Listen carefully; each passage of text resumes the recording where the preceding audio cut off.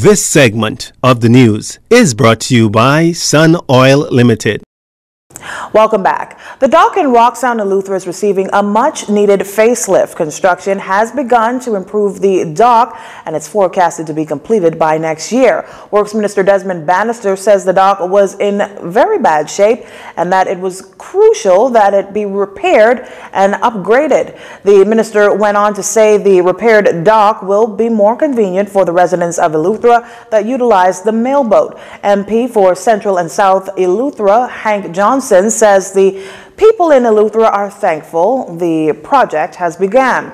Mr. Johnson says because large ships could not enter, companies discontinued going into Roxtown and everything had to be trucked out of Governor's Harbor, which is pretty costly for residents. Oria Culmer, a 700's wines and spirits manager, says the new dock will be very convenient for business as they can receive products earlier. Although the project is set to be completed next year, Andrew Gator, owner of A&D Gator Equipment Rock and Sand, says great progress is being made.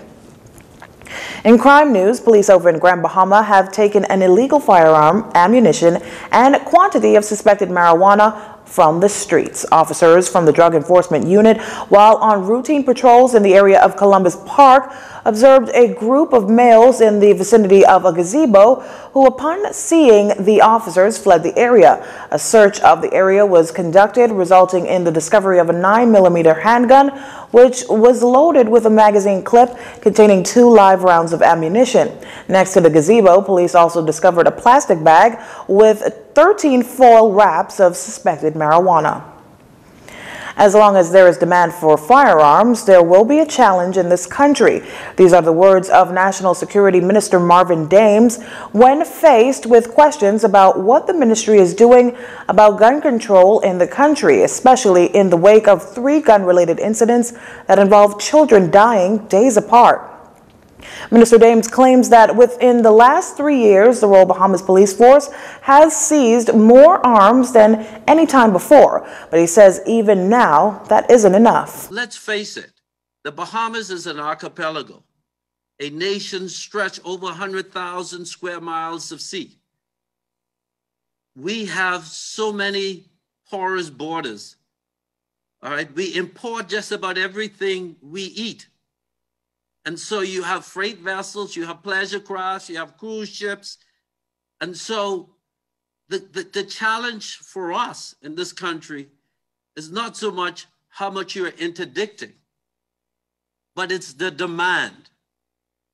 And so as long as there are persons out there who feel that they must possess a firearms, then we will continue to be challenged. Commissioner of Police Paul Roll also spoke to the Royal Bahamas Police Force's efforts when it comes to gun control. Police Force, we continue to work with our international and regional partners in our efforts to stamp out the flow of firearms, illegal firearms, into this country.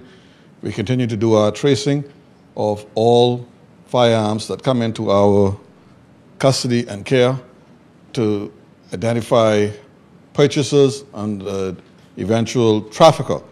We can identify them and we pursue them. And we've already had persons indicted for firearm trafficking in the United States, and we are recovering firearms on a daily basis here in the Commonwealth of the Bahamas. Mr. Dames stated that through the efforts of the Royal Bahamas Police Force's Crime Prevention and the National Neighborhood Watch Council, they must roll out a national program to address the issue of gun prevention.